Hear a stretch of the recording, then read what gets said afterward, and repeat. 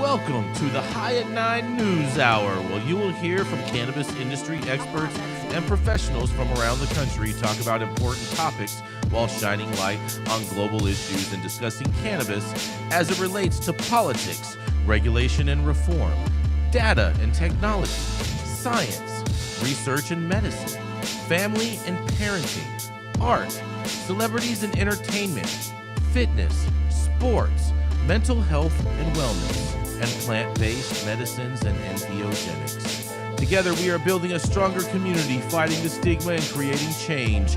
With your hosts, Jason Beck and Rico Lamitte, joined by special industry expert correspondents from around the country, and daily antics brought to you by Cannabis. Coming to you live every Monday through Friday at 9 a.m. Pacific Time and high noon on the East Coast. And thank you all for getting high at 9 with us.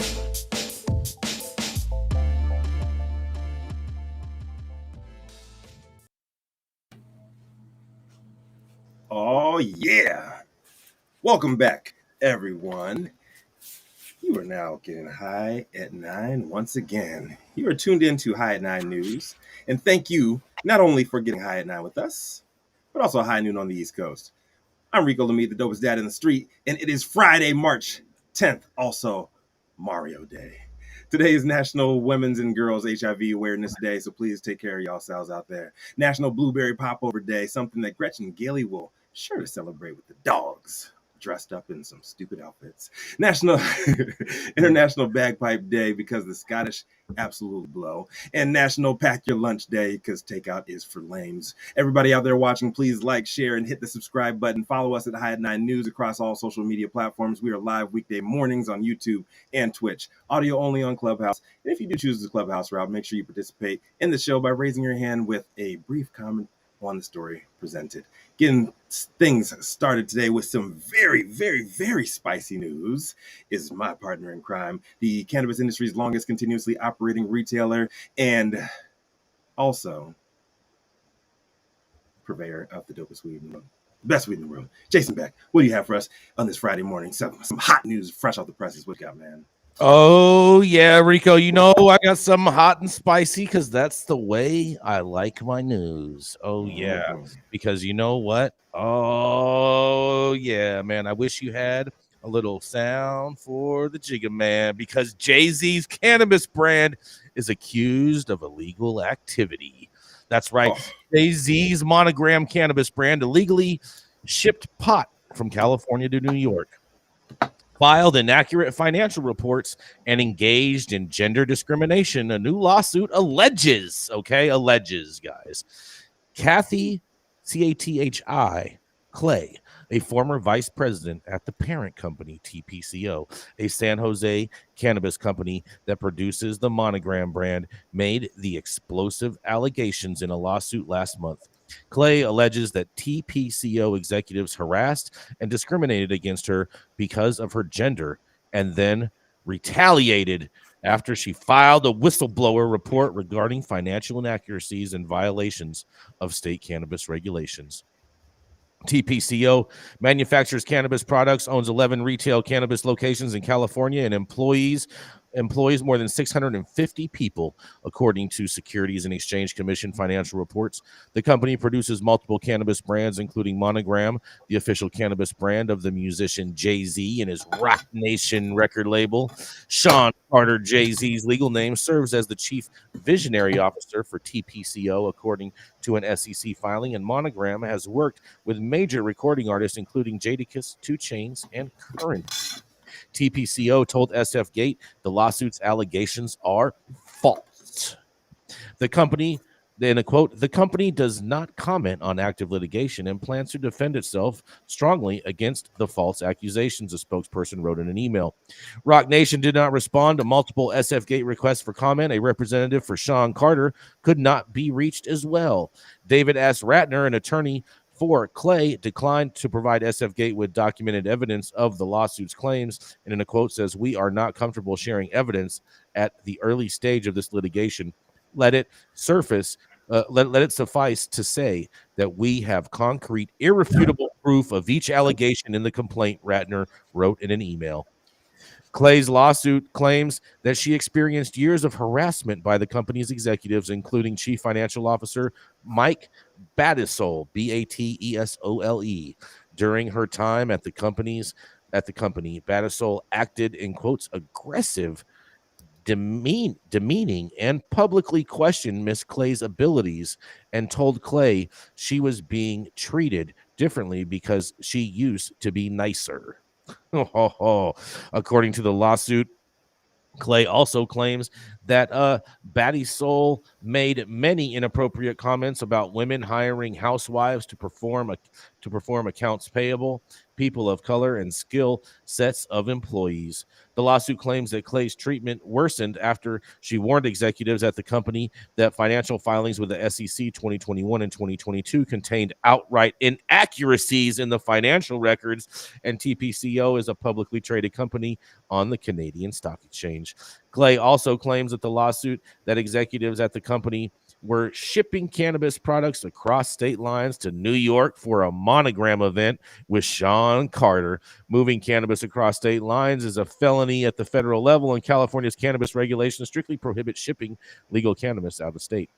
Clay filed a whistleblower report to the company in August of last year and resigned the following day. According to the lawsuit, she claims that she was harassed and discriminated against for reporting the financial and legal violations and was ultimately forced to resign from the company.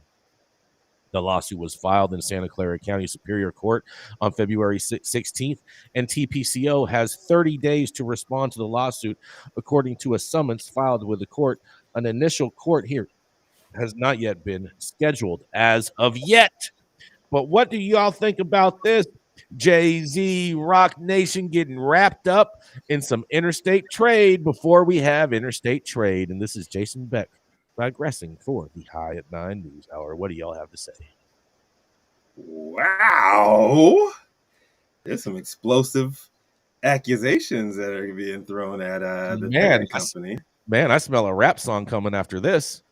Oh, I don't even know about this one, man. That's some heat, man. Every cannabis company is selling cannabis from California, selling cannabis across states. That's not unusual. It's just that somebody was not managing their company very well at the parent company, apparently. What about the sexual or the harassment? Yeah, the harassment. What do you think about that, Dr. T? Poor hiring, poor HR. That's really the crime there. Yep. But selling across state line is like, well, you have to invest everyone for that. Yeah. I have a question. What is Jay-Z's liability? How involved is he still with this? Because remember, a month or so ago, he was selling off shares and stuff. So is he really? He's on the paperwork on the filings. Yeah, he restructured. As the chief visionary officer, so he's part of the C-suite on this company. So could they come after like his real money? Yeah, they probably could. Not. I don't know. They could. Probably not. No, he's probably smart enough to deal with that. He's good. Watch. All of a sudden, there's a RICO case, and all that financial liability could happen upon him. Omar, you're the real attorney. Let's stop listening to Jason Beck. What do you think, Omar? Just saying, bro. Just saying. I think that interstate federal prohibition is not enforced against people who own private jets generally, and so let's not kid ourselves. Like, there's not going to be any criminal responsibility for the people involved. Hopefully, there will be civil responsibility in civil court. It sounds like despicable conduct, harassing employees, and then expecting employees to carry out their little crimes, and ship the weed to the East Coast while mistreating the employees. Just to me seems like very bad business. This shit would not have happened back in the pre-quasi legalization days because people weren't that stupid to treat people that way. Yeah, she's gonna get paid. There's no liability going back to Jay-Z on this. Hold on, Omar. Are you saying that cannabis companies didn't treat people this way prior to legalization? No, but the ones that did usually ended up with the heat on them. Pissing people off is a sure way to attract heat. Most of the successful cannabis markets. What about all the trimmigrants up in Humboldt and Mendocino County that get treated like that? Yeah, they were seen as disposable. Absolutely. But I'm talking about C-suite people. Like, okay, all right. I just want to make sure that we got some clarification here on all this. There was no C-suite in cannabis until 10 years ago, Jason. Apparently, the higher ups in cannabis didn't go around burning people because it would come back far more quickly. Mm-hmm. Right. So I mean, it will tarnish the brand, however long this whole thing plays out. But it's going to be settled out of. There's going to be a settlement made, and you're never going to hear about this again. Oh, for sure. You really think it's going to tarnish the brand for real? Really? I mean, is the brand even doing anything in the first place? I mean, I don't. That's what I was going to say. Who's smoking monogram?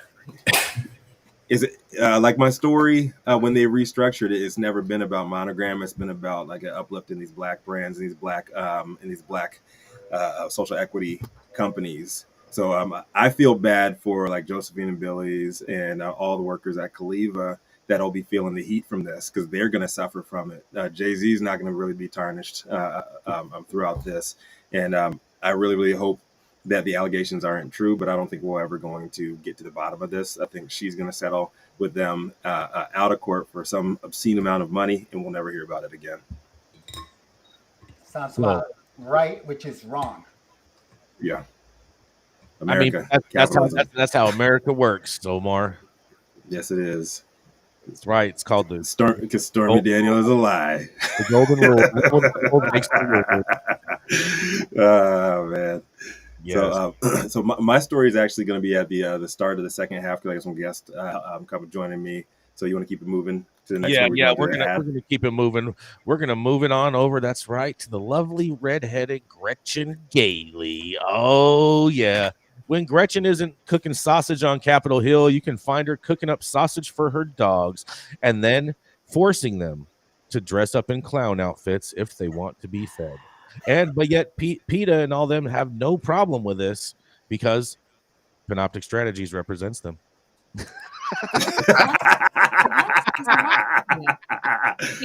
Oh yeah, that's right. It's Gretchen Gailey.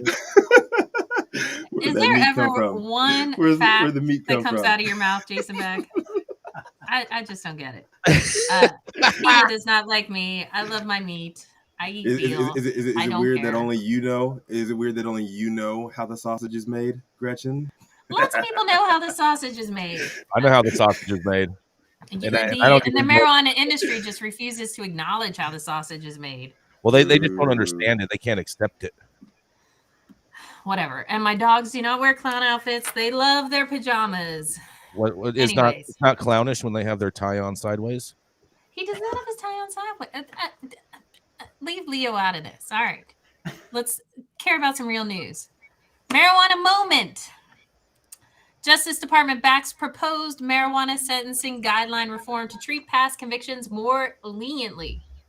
The Justice Department is backing a proposal to update a federal commission sentencing guideline suggesting that judges treat prior marijuana possession offenses more leniently, arguing that it aligns with the Biden administration's sentiment towards cannabis policy. Members of the federal U.S. Sentencing Commission voted to propose the amendment in January, and at a public hearing on Wednesday, a federal prosecutor testified on behalf of DOJ in support of the cannabis item.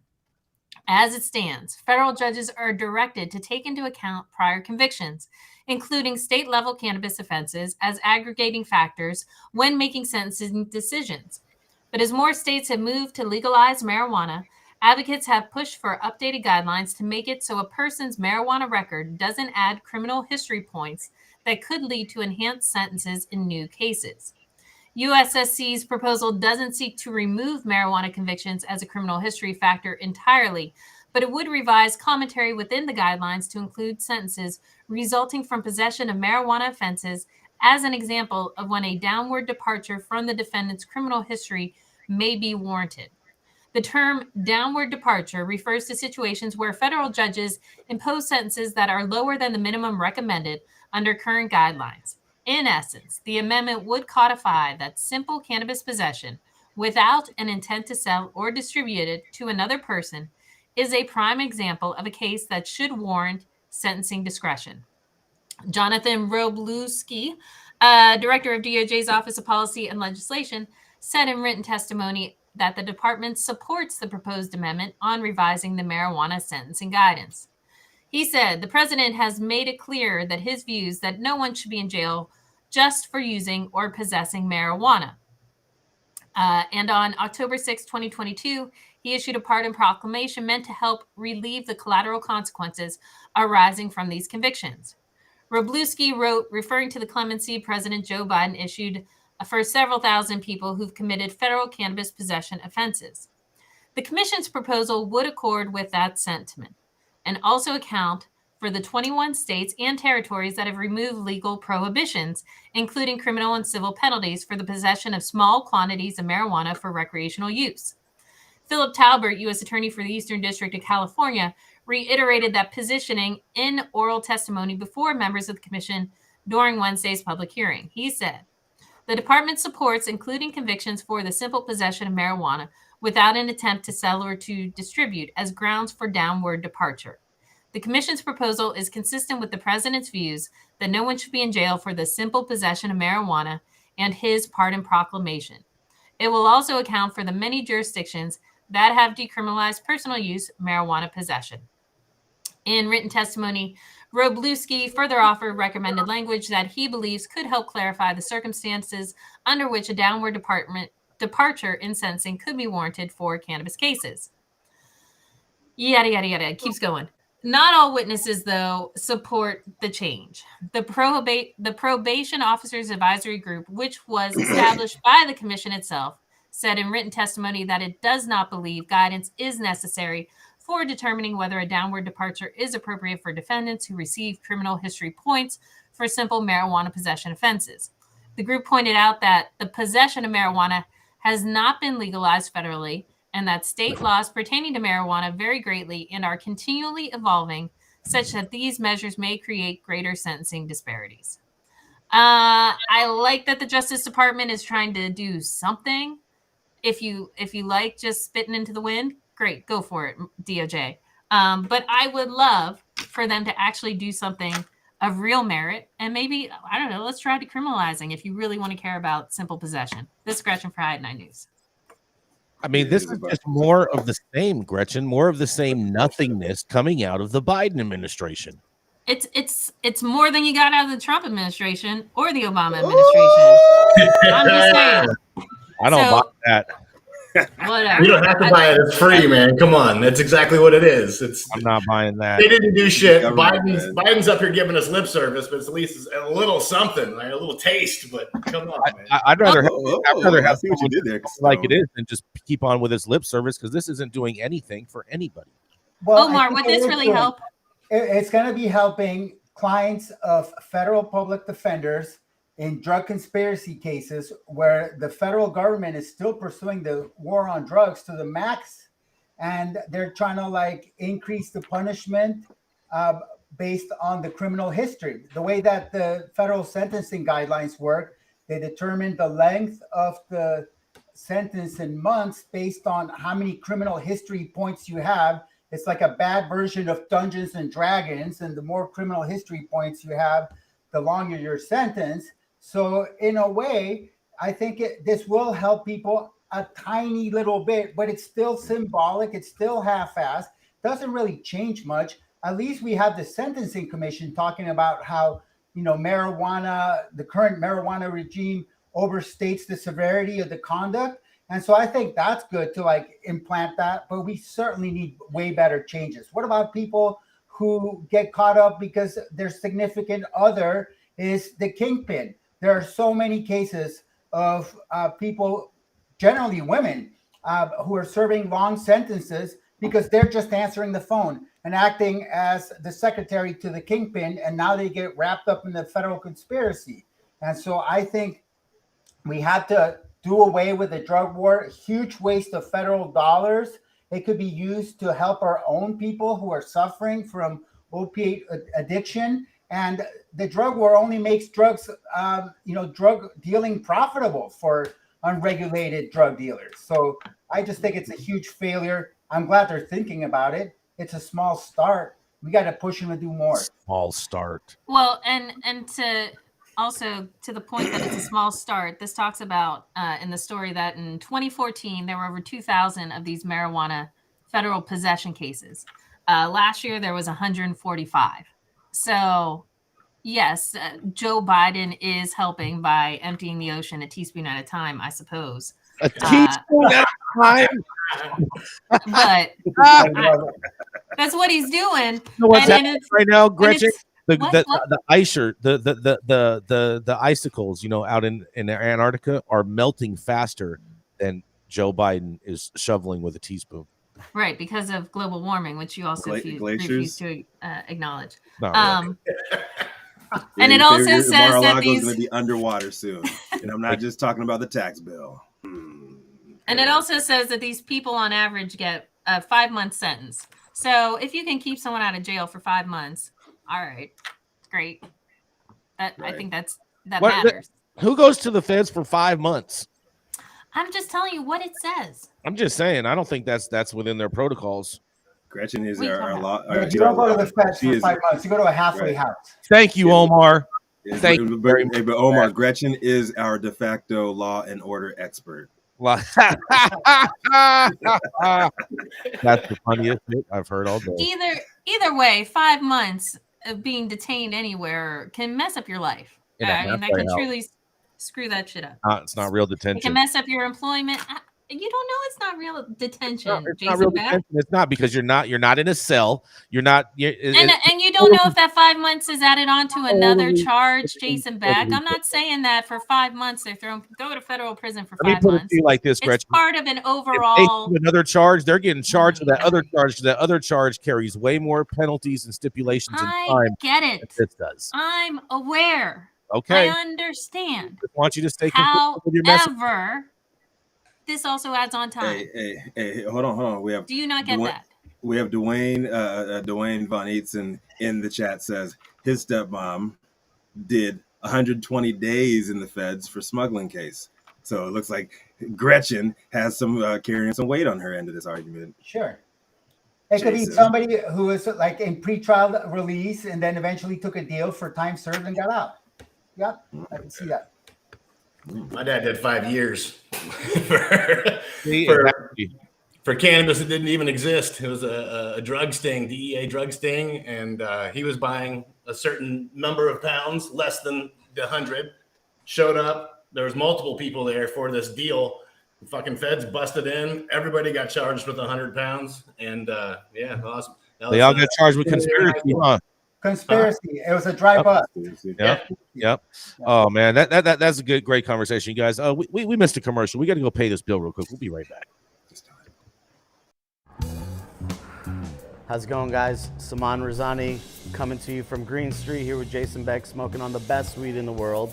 Did you know that we have an audio-only version of our podcast available on Apple, Google, Amazon, iHeartRadio, and Spotify? Tune in now and check it out. Oh, yeah. Rico, is your guest ready? Your guest isn't ready yet, right? You're supposed to be coming in at 9:30. Okay, perfect. So we're going to go to Dr. Talleyrand then next. Let's do it. Oh, yeah. Dr. Talleyrand is the founder of Medican and has been writing recommendations so long, he probably wrote your parents' recommendation and maybe even your grandparents' recommendation, depending on how old you are today.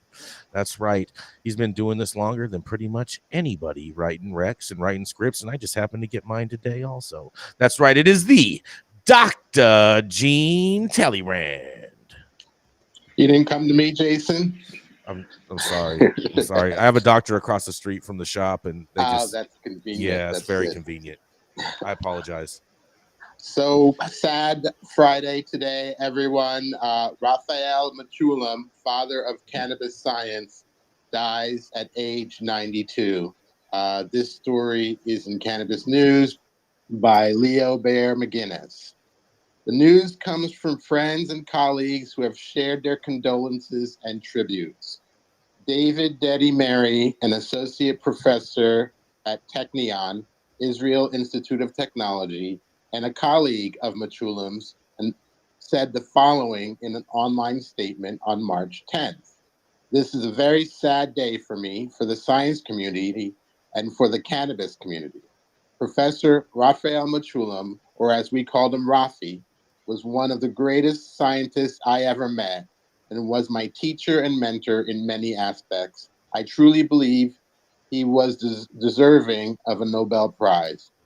Thank you, Rafi, for all the great things you did and discover in your life, and thanks for all the help and support you gave me. Rest in peace, my dear friend. Among his many achievements, Dr. Mechoulam is credited as the first person to synthesize THC. Mechoulam was born in Sofia, Bulgaria in 1930 in a Sephardic Jewish family. His family later relocated to Israel, where Mechoulam studied chemistry.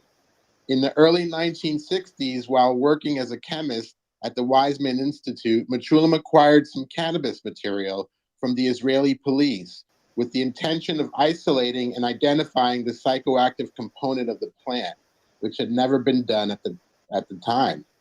Morphine had been isolated from opium in the 19th century or early 19th century, Mechoulam told CNN in an interview in 2014. Cocaine had been isolated from coca leaves in the mid-19th century, and here we were, the mid-20th century, and yet the chemistry of cannabis was not known. So it looked like an interesting project. He succeeded and made the discovery of tetrahydrocannabinol, THC. He and his colleagues then went on to isolate, elucidate, and synthesize several more cannabinoids as the chemicals became known, including cannabidiol, CBD, cannabigerol, CBG, and cannabichromene, CBC.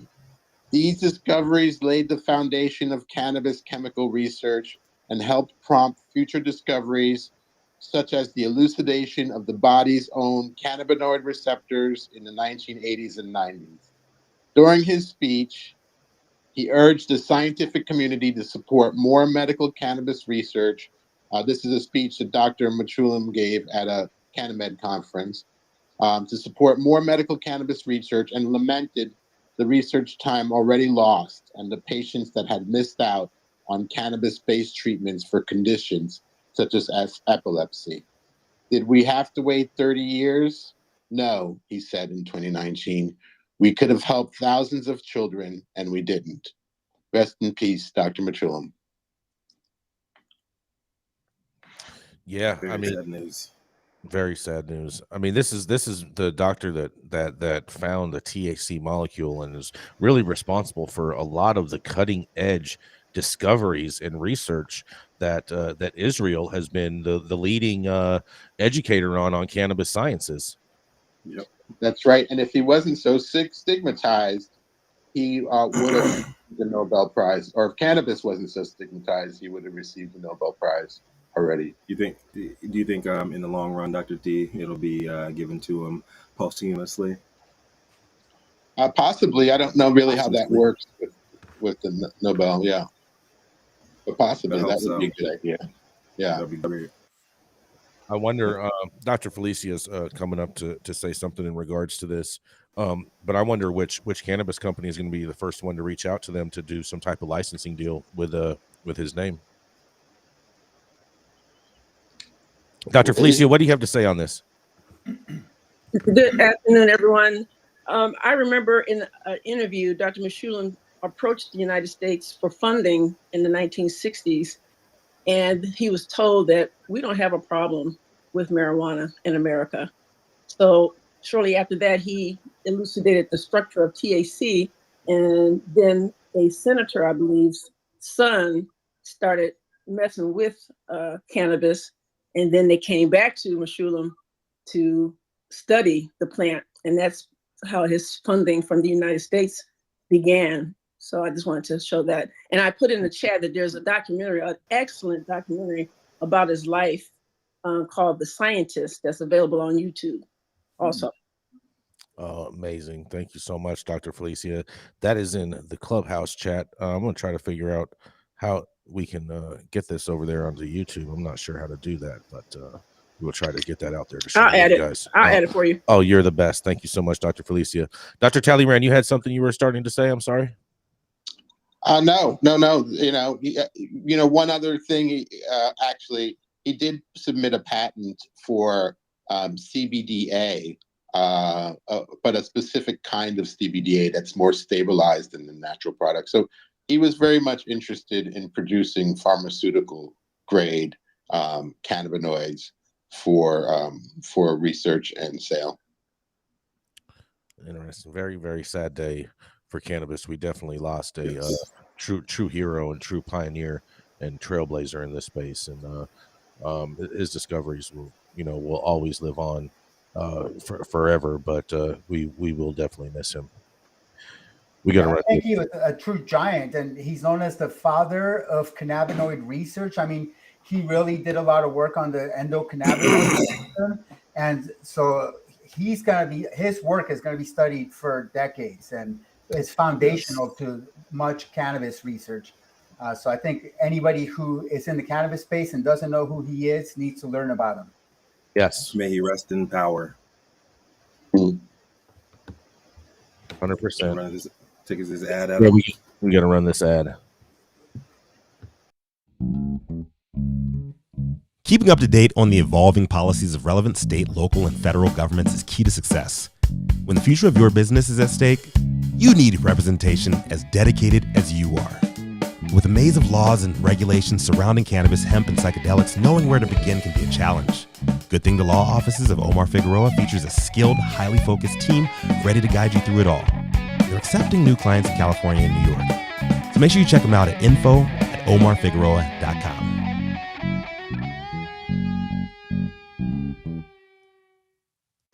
The thoughts and opinions and general overall shade thrown at High and 9 News are those of the individual speakers, not those of any other speaker or its followers. The statements made do not constitute legal or accounting advice, and our speakers make no representations regarding the legal status of any area, territory, or any authorities. The views expressed in this room do not establish any fiduciary relationship, and our sponsors do not imply or constitute any endorsement by us or the expression of any opinion whatsoever on the part of any speaker on stage. If you're an easily offended person, the show is probably not for you, and maybe you should go and buy some Monogram because they're going to need some money to pay their legal bills. When you want to grow some of the best weed in the world, then you must start with the best genetics in the world. Go to www.dnagenetics.shop to order regular, feminized, or autoflower beans. All of your favorite DNA genetics cultivars such as Kosher Kush, Skywalker Kush, and oh yeah, Chocolate Truffle Shuffle. Boasting more cannabis awards for their award-winning genetics than any other company in the world. Remember to go to www.dnagenetics.shop to see why our terps don't lie.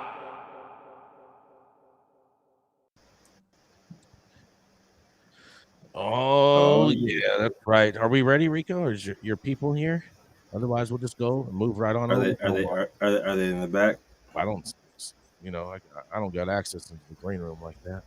We're just gonna keep on moving on. All right, we're gonna keep it rolling. Coming up next, he's a lawyer. He's a high-flying Brazilian jiu-jitsu rock star who will whoop your ass on the mat as well as in the courtroom, and whose recent book is still available on Amazon. I'm trying to find the title, Omar, but I don't see where it went. It disappeared. California Cannabis Laws and Regulations. Thank you so much, Omar. California Cannabis Laws and Regulation. That's right. It is Omar Figueroa. Thank you, Jason. Happy Friday, everyone. My story is from the Eureka Times Standard by Jackson Guilfoyle. The headline is, Humboldt County cannabis growers strongly oppose pot initiative. After hearing a staff report and voluminous public comment on a ballot initiative that would enact a slate of new permitting rules for cannabis farms, the Humboldt County Board of Supervisors unanimously voted to form an ad hoc committee to potentially change the initiative. The Humboldt County Cannabis Reform Initiative, which received over 7,000 petition signatures and will be on the March 2024 ballot, would eliminate mixed light and indoor farming, limit the number of permits the county can issue, cap farm size to 10,000 square feet, and only allow one cultivation permit to be issued per person or corporation. Humboldt County Planning and Building Director John Ford told the supervisors that the initiative, if approved by voters, would destroy the viability of legal cannabis farming in the county. We could see farms shutting down just because they can't comply with the regulatory requirements that have been put in place, Ford said. The supervisors also heard hours of universally negative public comment. Growers, cannabis interest groups, residents, and other businesses spoke to the board to describe their opposition. Cannabis farmers told the board the initiative would put them out of business.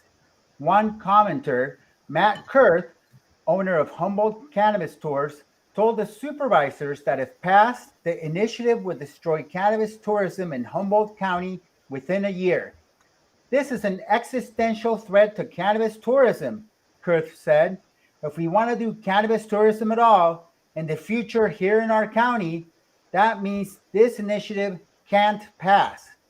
Other commenters told the supervisors that they signed the petition and regretted it because they feel that either they didn't completely understand the impact it would have, or that they were intentionally misled over how it would affect the county's cannabis farmers. The proponents of the bill, Mark Thurmond and Elizabeth Watson, were not present for the meeting. Thurmond did not respond by the Time Standard's print deadline, but Watson said she was attempting to access the meeting via Zoom, but was going through power issues at her home in Kneeland.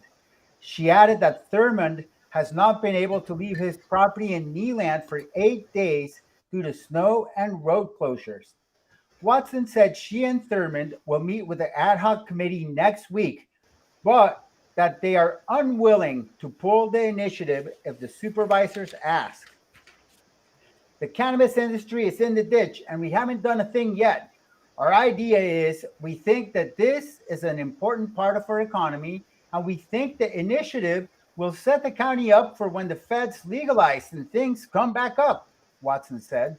It's a boom bust kind of thing. We think we're looking to the future. Watson said she and Thurmond would be issuing a news release next week responding to Ford's conclusions about the initiative. The initiative would also cap permits at 900, and the county is at 1027 applications, meaning no new applications will be accepted, Ford said. We get it's unattainable, it's probably unenforceable, and it just doesn't put a nail in the coffin, First District Supervisor Rex Bones said. It digs the hole, names the cemetery, and puts everybody in a mass grave, and I just don't think that's where we need to be at right now. My take, well, as the newspaper of record for Humboldt County, the Time Standard could have done a lot more digging and needs to write a lot more about this issue. You can find out more about why the half-baked Humboldt Cannabis Reform Initiative is destined to fail at its website, which is cannabisinitiative.org. I think the way to save cannabis growers is clear. Allow direct-to-consumer sales and interstate commerce, and you will see craft cannabis thrive the way that craft beer does. The headline is, Humboldt County cannabis growers strongly oppose pot initiative. This is Omar Figueroa, lawyer, publisher, and Ganjier instructor, reporting from Sonoma County, California, the traditional territory of the Pomo, Miwok, and Wapo nations, for High at 9, high noon Eastern.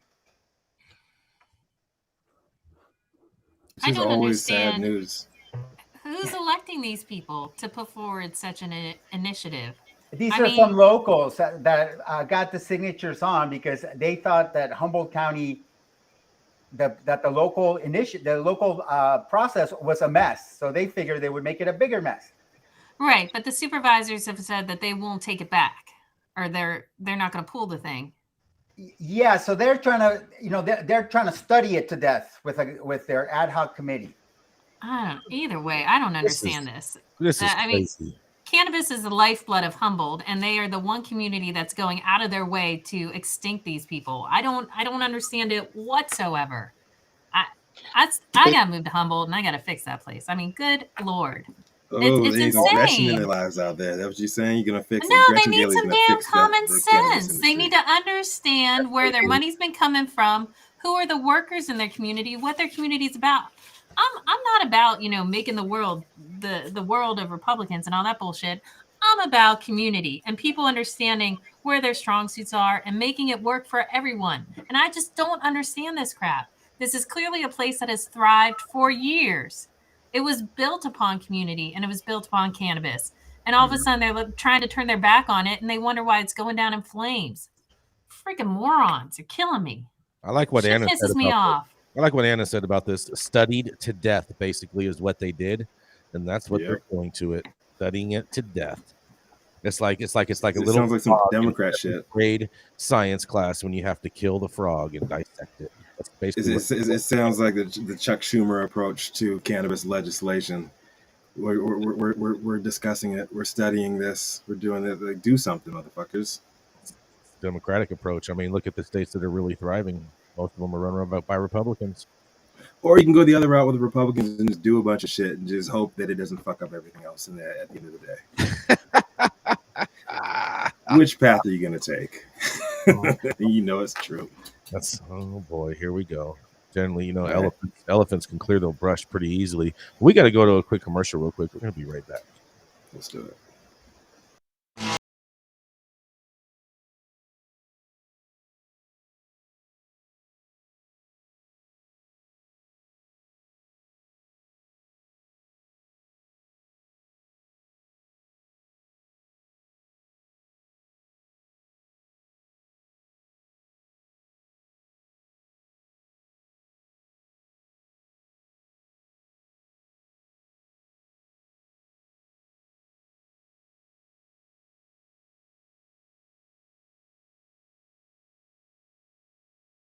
Yeah, coming up next, we have the dope dad himself. That's right, Rico Lamitte.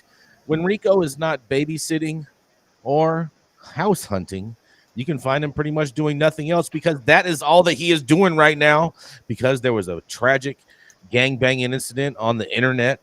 That's right, because the internet gangbanging wars are so real in South Central LA that he's having to move. That's right. He's busy house hunting, and if anyone else can help him out, they would very much appreciate it. That's right, is the dope dad himself, Rico Lamitte. All right, y'all. So I've got a special treat for everybody on this Friday morning for everybody on the East Coast, on the West Coast, and afternoon on the East Coast. So back in 1977, four art house visionaries, Mobius, Drouillet, Dionne, and Farkas, brought their magazine Metal Hurlant to America with controversial, groundbreaking artwork that would change the face of sci-fi, fantasy, and horror genres forever.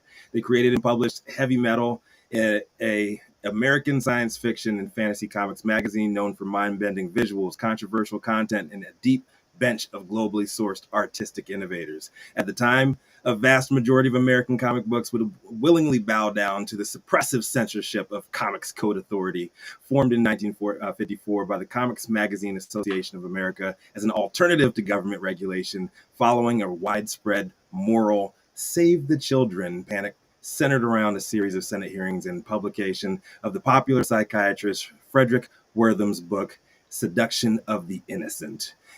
At the height of his influence, the CCA was the de facto censor for the entire U.S. comic book industry, but Heavy Metal gave zero fucks.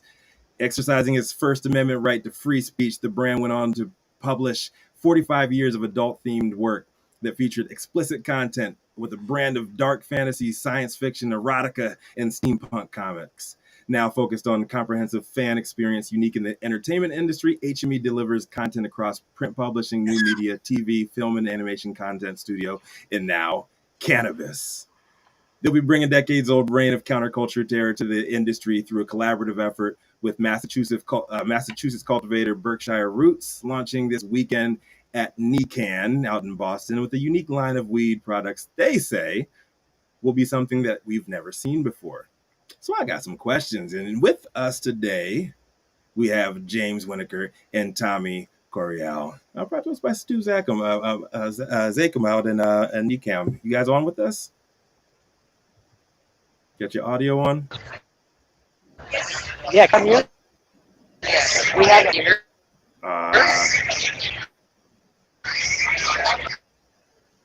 Is it on mute? We can't hear him still. Hold on. Yeah, switch to Clubhouse. We'll get the audio on with you guys too. We're gonna switch them over to Clubhouse. So they have a unique brand of product coming out. There we go. Yeah, we can kind of hear you guys. I don't know. Can you hear us? Can you hear us? I don't know, y'all. Tell Steve to switch over to Clubhouse and get some audio on you. Switch over.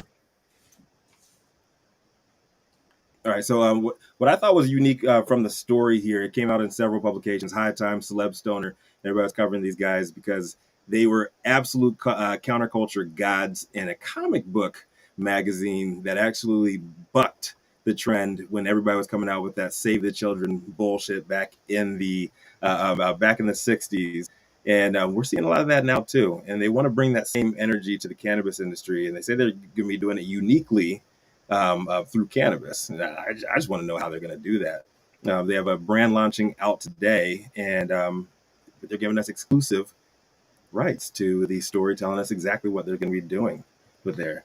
If anybody has seen any of the heavy metal album covers and everything with like scantily clad women hanging over men, they got all kinds of erotica comic books and all that shit that was coming out in the 80s. These guys were behind that shit. And now they said that they're going to do the same thing in Massachusetts comics.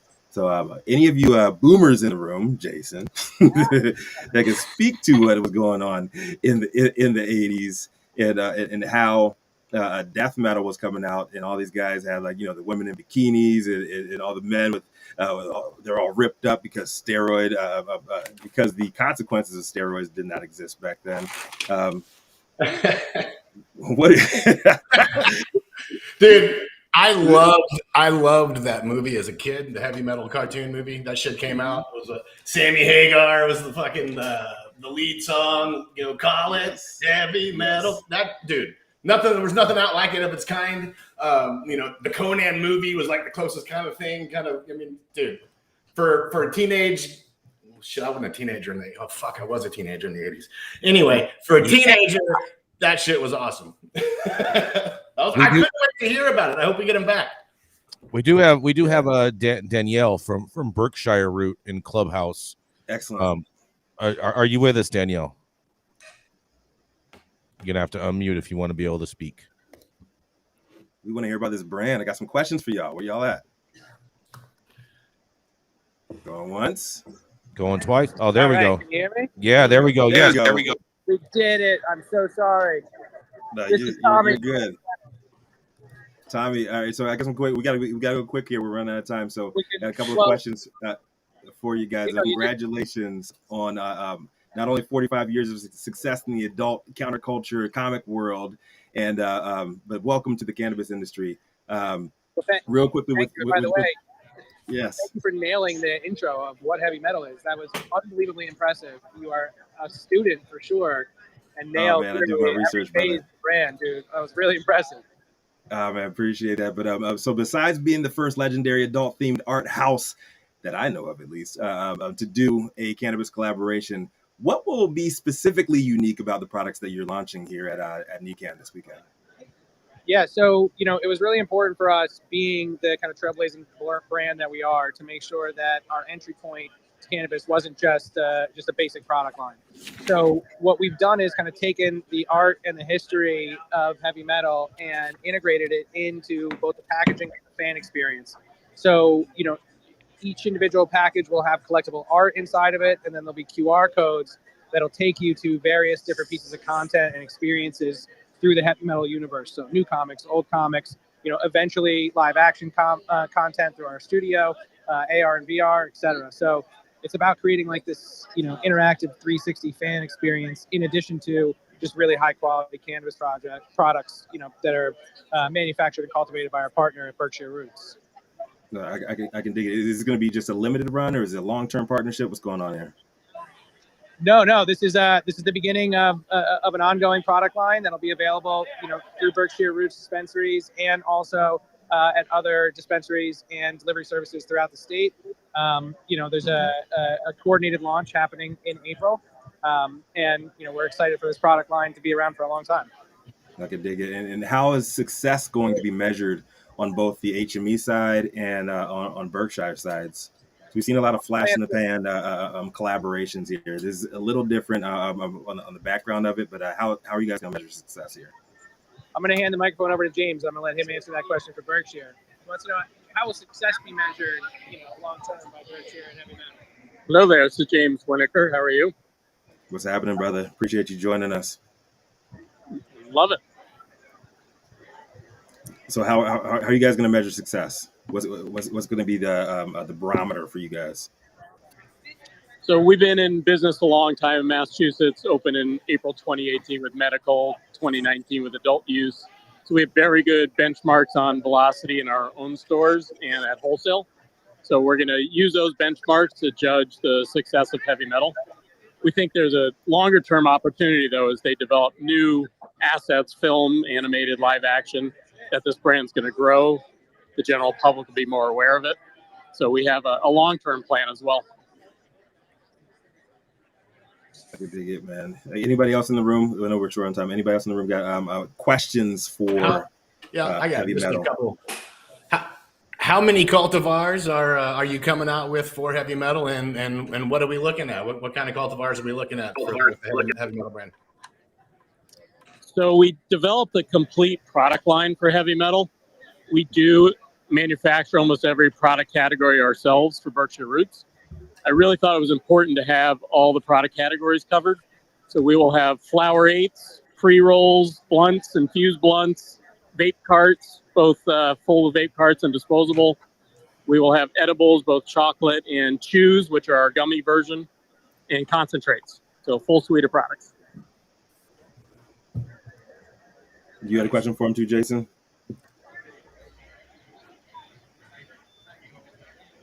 Are any of them going to have any classic names that reflect the Heavy Metal brand?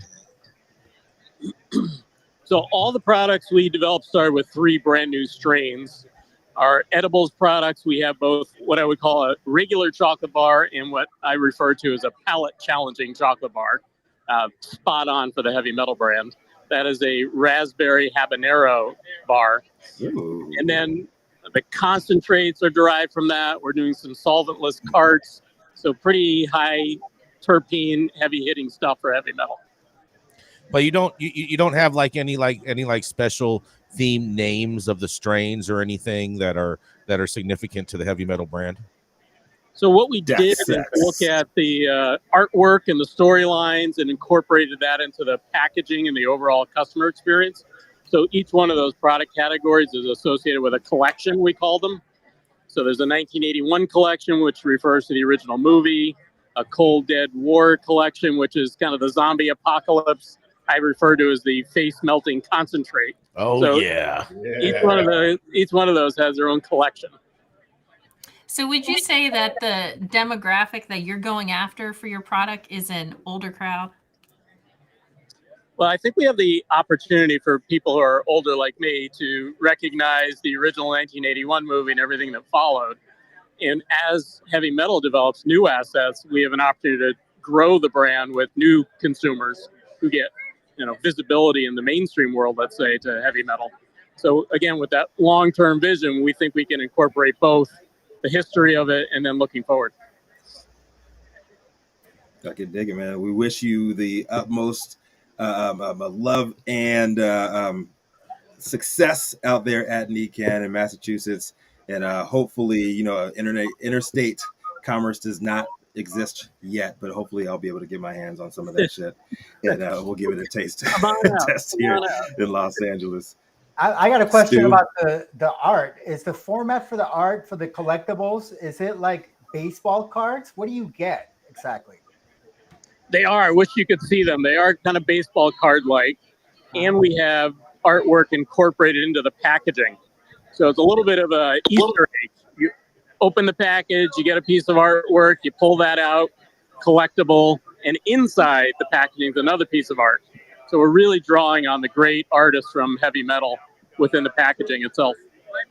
So I guess you have to be really careful when you open this packaging then, right? So then that way you don't damage any of the artwork. That is true, but we've made it in a way that I don't think we're too concerned about that. I think people are going to love recording it, posting it on their social, kind of the unboxing experience is going to be fun.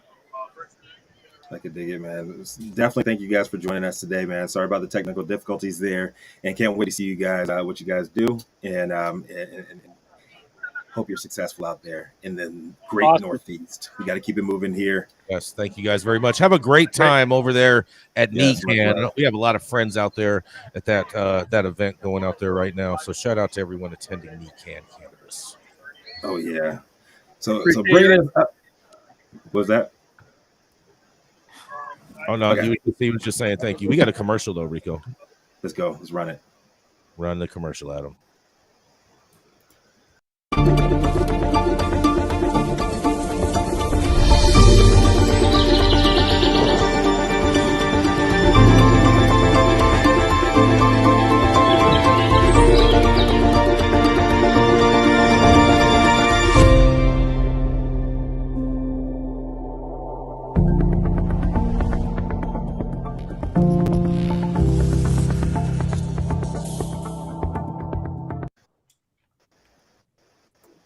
He is a fellow dope dad and claims that Delta 8 has kept him out of the long arms and the long grip of old age.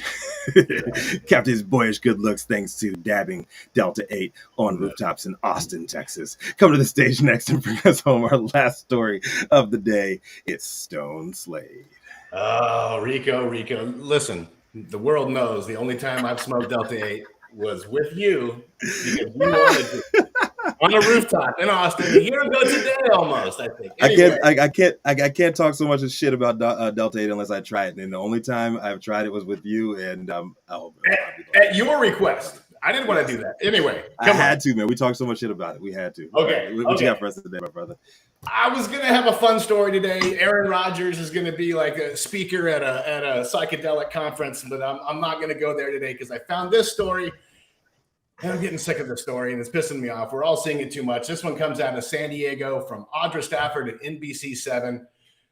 I got lazy. I'm not going to tell you. I'm just going to read this article and then kind of give you my opinion on it. I usually throw more pizzazz. But anyway, new research shows a dramatic increase both locally and nationally in the number of young children ending up in the hospital after eating cannabis products. According to the 2022 California Marijuana Impact Report, the number of calls to poison control centers nationwide for kids 0 to 12 years old who had ingested cannabis products went up more than 2,000% between 2016 and 2021. The report also found the majority of poison control calls in California for ingesting cannabis were for children under the age of 5. Researchers said earlier this year there had been a marked increase in recent years among seniors visiting emergency rooms for cannabis users, and now we're hearing more about the kids. Rady Children's Hospital pediatrician Dr. Natalie Lobb said her average patient suffering from the effects of cannabis ingestion is just 2 years old. We're seeing kids getting very sick, Lobb said. Even just one edible that looks harmless, like a gummy bear, can cause kids to have seizures, stop breathing, and end up in the intensive care unit. Lobb said that about 80% of the cases, the children were discovering edibles in their home environment. They're finding edibles that are left in purses and bedside tables, on the ground, in junk drawers, wherever these edibles are, and they're eating them because they're delicious and they're colorful and they look like gummy bears, Lobb said. Lobb has been studying cannabis ingestion in children since 2014, when adult use cannabis was legalized in California. She said that before 2020, there were 5 to 6 cases a year at Rady Children's Hospital. Last year, Lobb said there was more than 150 cases, and they're tracking even more this year. More research is needed to determine, determine what the increase is. According to Lobb, in the meantime, she said, it's critical for those who consume edibles to keep them out of the reach of children. There's a thought. She went on to say, you have to think of cannabis products like you would any other medicine in your house. It can make a child sick, so you got to keep it up high. You got to keep it locked up in a childproof container. It's colorful, it's attractive, and blah, blah, blah. She goes on there. People, the problem isn't cannabis. It's not the colorful candy, and it's not the cartooning packaging. In this case, it's not even the Delta 8. No, it's just dumb motherfuckers stupidly leaving their edibles where their dumbass kids can find them. It's common fucking sense, and it's not so common these days. I'm Stone Slade reporting for the High at 9 News Hour. Keep your shit where your kids can't get it, please. I have a question for Dr. Talleyrand. Dr. Talleyrand, this woman refers to children, not being able to breathe. Is this something you've heard of before? Is this something that could happen to a very small child ingesting? Is there anything different in a child's anatomy that could cause that? Or Dr. Felicia, if you're out there still. No, I'm not sure why the children were not being able to breathe. What we know is that the cannabinoids, at least, there are very few receptors for the cannabinoids in the respiratory center of the brainstem. So it doesn't suppress breathing like opiates might suppress breathing. So I'm not quite sure why they're indicating that they're having trouble breathing.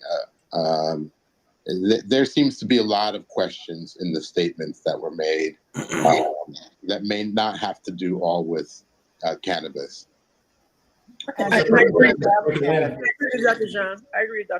There's nothing to stop anyone from breathing. There may be other things in the product, but it wouldn't be cannabis. So cannabis is not responsible. Or something? So 2 out of 2 doctors agree that cannabis is not responsible for the slowing down of the breath. So 100% of doctors. I'm sorry, Stone. Who is the chick who is making these comments? Is Lob a doctor? What's her title? She is pediatrician, Dr. Natalie Lob at the Ratty Children's Hospital. Is it because it's a ratty children's hospital that she's making these comments? It could be. It's just this shit's happening because people are stupid, and it just gives prohibitionists an opportunity to sprinkle in some bullshit when these stories come out. Maybe there is no, problem with breathing. It sounds to me more like they're globbing it on than sprinkling it on. Exactly. There's no indication this is regulated cannabis. It's probably like trap cannabis that's contaminated, and those contaminants are causing the side effects. It's not cannabis that's causing this. What do you have to say on this, Dr. T? What were you saying? Notice that there were no comments on the outcome. All of the kids were able to make it home. Likely, there was no comment on that. So were there any long-term consequences to this? No comment on that either in the article. So I'm curious. Those are my questions. Yeah, and like, what's up with the publications of putting these stories out without fucking consulting with doctors first? But it's a doctor is quoted in the publication, Rico, so they don't need to. That's not how it works. Do a background check on her, like who's paying her. Follow the money. Oh, okay. Here we go. They find the doctor that says what they want him to say, basically. Come on. Yeah. Announcements. Yeah, I have a small, quick announcement for everybody. My good friend who passed, Michael K. Williams, pretty famous actor, known from the show. The Wire. Yes, thank you, Rico. The Wire. His daughter messaged me, and they just recently opened up in New Jersey a smoke, sip, and paint. And they are located at 116 North 7th Street in Camden, New Jersey. And it's like a consumption area where people can smoke, create art, all kinds of cool stuff. So if you happen to be in the New Jersey area, make sure you go and check them out. You can crossfade? You can crossfade it? You can huff, paint, and smoke weed at the same time. Get it? Hey! If anybody's in the Austin, Texas area, don't forget to come out to that outlaw party from our own Liz Grow over at Media happening. Yes. South by Southwest is taking effect. I'm about to go downtown and get crazy with no Rico Lamitte, so I'm not smoking Delta 8 this year. You're just dabbing. You're just gonna be snorting Delta 8. Stop it. Snorting some Delta 8 lines. If you need in, you're stuck outside, text Rico. He'll get you inside the building. Hold on, I thought we were telling people to text Liz Grow. Liz Grow will be giving live Delta 8 cultivation tips. Text Liz Grow. I was just kidding. That's where I'll be. Come out and see me. Oh, man. Awesome. Check us out, Jason. Yep. Yep, that's where we're going, man. Thank you all so much for tuning in and getting high at 9 with us every Monday through Friday at 9 a.m. Pacific and high noon on the East Coast. Big thank yous to our audience and supporters for always tuning in daily and listening to the insanity that is the developing cannabis industry. Thank you to all of our haters for always talking and thinking about us, because we have the most immaculate pieces of property rent-free in your head. You should come over sometime and see the new artwork we just got. Huge thank you to our sponsors, True Classic, iSpire, Wizard Trees, DNA Genetics, LAXC, for always rocking on with us. And thank you to our correspondents for being absolutely amazing. Thank you for Cannabis Sativa L for always giving us reasons to do this every day. And thank you to Cloud Media Partners, House of Fuego, Green Street, and Zaza Simone Brown holding it down in Clubhouse to help us create this space. Thank you all for getting high at 9 with us. It's America's #1 daily cannabis news show. Have a great weekend, everyone.